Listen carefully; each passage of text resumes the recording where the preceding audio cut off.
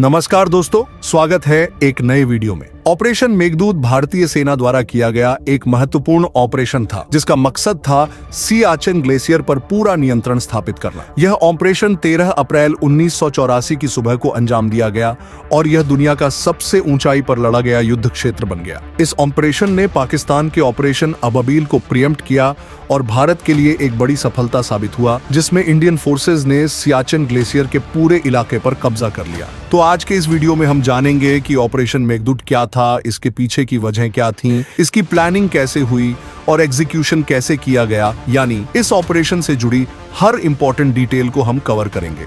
Video बहुत ही interesting और informative होने वाला है, तो कृपया वीडियो को स्किप ना करें और अंत तक जरूर देखें। वीडियो में जाने से पहले आपसे एक छोटी सी रिक्वेस्ट है, चैनल को सब्सक्राइब करें और बेल आइकन को प्रेस करना न भूलें ताकि आपको हमारे आने वाले वीडियोस की नोटिफिकेशंस मिलती रहे। चलिए वीडियो की शुरुआत करते हैं।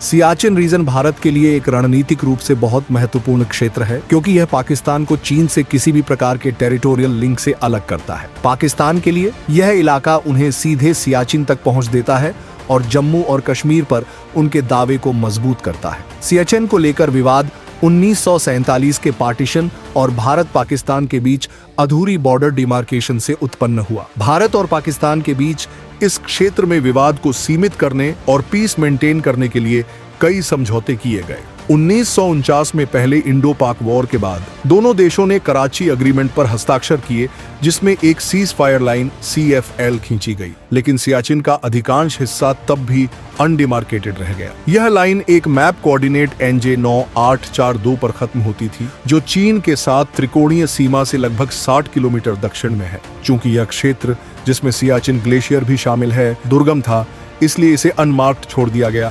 अंतरराष्ट्रीय सीमा अखनूर पर समाप्त होती थी और वहां से CFL खींची गई। बाद में 1965 के भारत पाक युद्ध के बाद भारत के प्रधानमंत्री लाल बहादुर शास्त्री और पाकिस्तान के राष्ट्रपति अयूब खान के बीच ताशकेंट एग्रीमेंट साइन हुआ, जिसमें CFL को लाइन ऑफ कंट्रोल LOC में बदल दिया गया और सियाचिन को एक नो मैंस लैंड के रूप में वर्गीकृत किया गया। भारत का दावा था कि LOC NJ 9442 से सीधे उत्तर की ओर जाता है, जबकि पाकिस्तान का दावा था कि यह बिंदु NJ 9842 से नॉर्थ ईस्ट की ओर काराकोरम पास तक जाता है। परिणाम स्वरूप दोनों देशों ने सियाचिन ग्लेशियर के बंजर पर्वतीय क्षेत्रों पर दावा किया, लेकिन 1984 तक यह क्षेत्र अनऑक्यूपाइड रहा।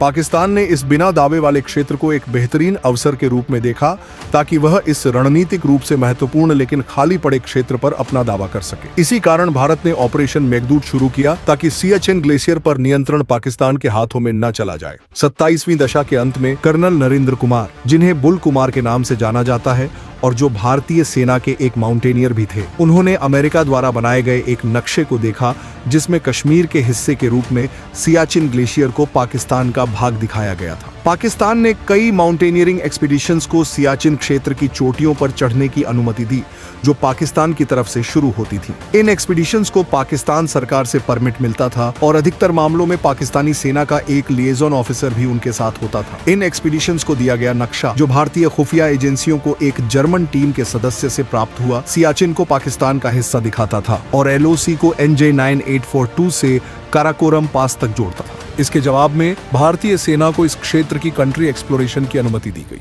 बुल कुमार ने 1978 में यह अभियान शुरू किया और 1981 तक उन्होंने पूरे सियाचिन ग्लेशियर का नक्शा तैयार कर लिया, जो चीन की सीमा तक फैला था। उन्होंने साल्टोरो रिज के उस पार के क्षेत्र की तस्वीरें और वीडियो भी इकट्ठा किए। 1984 में भारतीय खुफिया एजेंसियों ने रिपोर्ट दी कि पाकिस्तान एक ऑपरेशन अबाबिल शुरू करने की योजना बना रहा है और लंदन से बड़े पैमाने पर आर्कटिक क्लोथिंग, स्नो टेंट्स और माउंटेनियरिंग इक्विपमेंट की खरीद कर रहा है। इस इंटेलिजेंस रिपोर्ट के बाद उस समय की प्रधानमंत्री श्रीमती इंदिरा गांधी ने ऑपरेशन मेघदूत को मंजूरी दी। यह ऑपरेशन पूरी तरह से कर्नल बुल कुमार के सियाचिन ग्लेशियर पर किए गए विस्तृत टोपोग्राफिकल मैपिंग और एकत्र की गई जानकारी पर आधारित था। भारतीय सेना ने निर्णय लिया कि वे लद्दाख के उत्तरी क्षेत्र से ट्रूप्स को सियाचिन ग्लेशियर की ओर डिप्लॉय करेंगे, साथ ही कुछ पैरामिलिट्री फोर्सेस को भी वहां भेजा जाएगा। इन ट्रूप्स को ग्लेशियर की कठिन परिस्थितियों के लिए पहले से एक्लामेटाइज किया गया था, खासकर 1982 में हुई एक ट्रेनिंग एक्सपीडिशन टू एंटार्क्टिका के माध्यम से।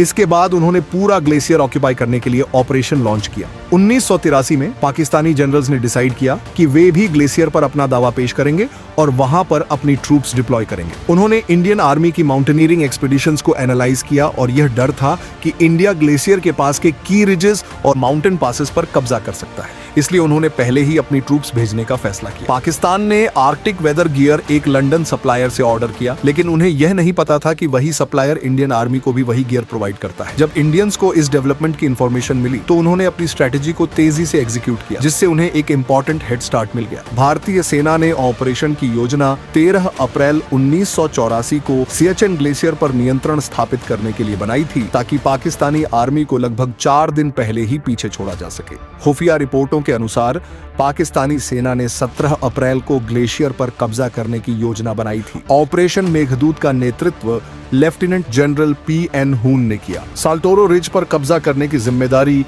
26 सेक्टर के कमांडर ब्रिगेडियर विजय चन्ना को सौंपी गई थी, जिन्हें 10 से 30 अप्रैल के बीच ऑपरेशन लॉन्च करने का टास्क मिला था। उन्होंने 13 अप्रैल की तारीख चुनी क्योंकि उस दिन वैशाखी थी और पाकिस्तानियों को भारतीय सेना की तरफ से किसी ऑपरेशन की उम्मीद नहीं थी। ऑपरेशन मेघदूत की तैयारियां। इंडियन एयरफोर्स द्वारा ट्रूप्स और सप्लाईज को ग्लेशियर क्षेत्र के बेस तक एयरलिफ्ट करने के साथ शुरू हुई। ऑपरेशन को अंतिम मंजूरी तत्कालीन प्रधानमंत्री इंदिरा गांधी ने दी थी, जब सेना के उच्च अधिकारियों ने डिफेंस मिनिस्टर आर वेंकटरामन को इस ऑपरेशन की डिटेल्ड प्रेजेंटेशन दी थी। ऑपरेशन का पहला चरण मार्च 1984 में शुरू हुआ, जब कुमाऊन रेजिमेंट की एक बटालियन, जिसकी कमान लेफ्टिनेंट कर्नल डी के खन्ना के पास थी, और लद्दाख स्काउट्स की यूनिट्स ने फुल बैटल पैक्स के साथ बर्फ से ढके जोजिला को पैदल पार किया ताकि उनकी मूवमेंट डिटेक्ट न हो सके। पहली यूनिट, जिसकी कमान मेजर आर.एस. साधु के पास थी, को ग्लेशियर की ऊंचाई पर एक पोजीशन स्थापित करने की जिम्मेदारी दी गई थी। अगली यूनिट, जिसे कैप्टन संजय कुलकर्णी और सेकंड लेफ्टिनेंट अनंत भुयन लीड कर रहे थे, ने बिलाफोंड ला को सिक्योर किया। बाकी बची यूनिट्स, जिन्हें कैप्टन पी.वी. यादव लीड कर रहे थे, ने आगे बढ़ते हुए 4 दिन की कठिन चढ़ाई करके साल्टोरो रिज की बाकी ऊंचाइयों को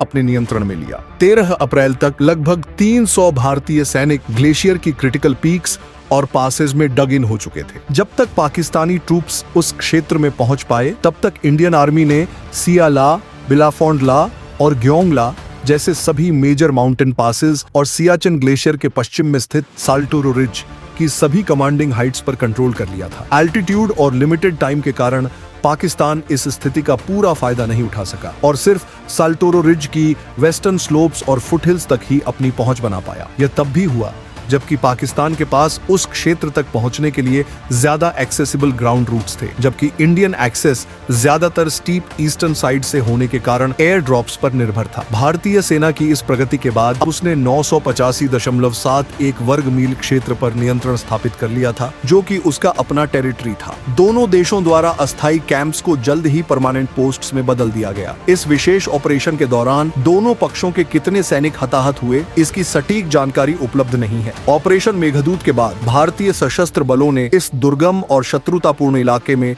अपनी स्थिति को बनाए रखा, जो सीमा प्रबंधन की दृष्टि से अत्यंत महत्वपूर्ण सिद्ध हुआ। पाकिस्तान ने इस ग्लेशियर क्षेत्र को भारत से पुनः प्राप्त करने के लिए कई बार प्रयास किए और कई एक्सपीडिशन भेजे। 1987 में पाकिस्तानी कमांडोज ने क्वेड पोस्ट पर कब्जा कर भारतीय सैनिकों पर हमला किया, जिसके जवाब में भारतीय सेना ने ऑपरेशन राजीव की शुरुआत की ताकि वह क्षेत्र वापस लिया जा सके। इस ऑपरेशन में दोनों ओर से कई सैनिकों की जान गई। बाद में 1987 में ही पाकिस्तान ने ऑपरेशन कायद पीक लॉन्च किया, जिसका उद्देश्य कायद पीक को फिर से कब्जा करना था। इसके जवाब में भारतीय सेना ने ऑपरेशन वज्रा शक्ति शुरू किया ताकि अब बाना पोस्ट के नाम से जानी जाने वाली पोजीशन को पाकिस्तान के हमले से सुरक्षित रखा जा सके। मार्च 1989 में भारतीय सेना ने ऑपरेशन आइबेक्स चलाया ताकि चुमिक ग्लेशियर पर नजर रखने वाली पाकिस्तानी पोस्ट को कब्जे में लिया जा सके। 1992 में भारतीय सेना ने ऑपरेशन त्रिशूल शक्ति लॉन्च किया, जब बहादुर पोस्ट पर पाकिस्तानी असॉल्ट टीम ने हमला किया था। बाद में मई 1995 में ट्याक्शी पोस्ट की लड़ाई हुई, जहां पाकिस्तान सेना ने साल्टोरो डिफेंस लाइन के दक्षिणी छोर पर स्थित इस पोस्ट पर हमला किया, लेकिन भारतीय सैनिकों ने उस हमले को सफलतापूर्वक विफल कर दिया। ऑपरेशन मेघदूत के जरिए भारत ने लगभग 1000 वर्ग मील का वह इलाका कब्जे में लिया जिस पर पाकिस्तान दावा करता था। वर्तमान में भारतीय सेना सियाचिन ग्लेशियर के पूरे 76 किलोमीटर और 2553 वर्ग किलोमीटर क्षेत्र पर नियंत्रण रखती है, जिसमें इसकी सहायक ग्लेशियरें, प्रमुख दर्रे और साल्टोरो रिज की ऊंचाइयां शामिल हैं। 1999 में कारगिल वॉर पाकिस्तान द्वारा इस क्षेत्र पर नियंत्रण पाने की एक और कोशिश थी। सियाचिन इलाके की रक्षा करते हुए 1000 से अधिक सैनिक शहीद हो चुके हैं जब से भारतीय सेना ने ऑपरेशन मेघदूत के तहत ग्लेशियर पर नियंत्रण किया। यहाँ का मौसम और कठोर जमीन लगातार जान लेती है, जहाँ सैनिकों को तेज हवाओं, हाई अल्टीट्यूड सिकनेस, फ्रॉस्टबाइट और -70 डिग्री सेल्सियस तक की ठंड का सामना करना पड़ता है। अप्रैल 2012 में एक एवेलांच ने पाकिस्तानी सेना के लगभग 140 जवानों को मौत के घाट उतारा था, जो सियाचिन में एक ही घटना में सबसे बड़ा नुकसान था। पूर्व प्रधानमंत्री मनमोहन सिंह ने यहाँ का दौरा किया था और सियाचिन समस्या के शांतिपूर्ण समाधान की अपील की थी। ऑपरेशन मेघदूत ने पूरे क्षेत्र पर गहरा प्रभाव डाला। इस मिशन ने जम्मू और कश्मीर में भारत की स्थिति मजबूत की और पाकिस्तान के दावों को एक तरह से नैतिक हार दी। लेकिन आज भी प्राकृतिक आपदाएं और कठिन पर्यावरण पाकिस्तान को सियाचिन में कोशिशें करने से नहीं रोक पाते, और इसलिए भारत को यहाँ अपनी फोर्स और उपकरणों को बनाए रखने में भारी लागत उठानी पड़ती है। यह क्षेत्र इतना खतरनाक है कि ऑपरेशन मेघदूत के दौरान शहीद हुए सैनिकों की अस्थियां सालों बाद 2022 में ही बरामद हो पाई। फिर भी भारतीय सैनिकों का जज्बा और हिम्मत इस क्षेत्र में उनके लगातार मौजूद रहने से साफ दिखती है। अगर आपको यह वीडियो इंफॉर्मेटिव लगा तो इसे लाइक जरूर करें। अगर आप अभी तक हमारे चैनल को सब्सक्राइब नहीं किए हैं तो अभी सब्सक्राइब करें और बेल आइकॉन दबाएं ताकि आप और भी इंटरेस्टिंग और इंफॉर्मेटिव वीडियो देख सकें। फिर मिलते हैं अगले वीडियो में। जय हिंद।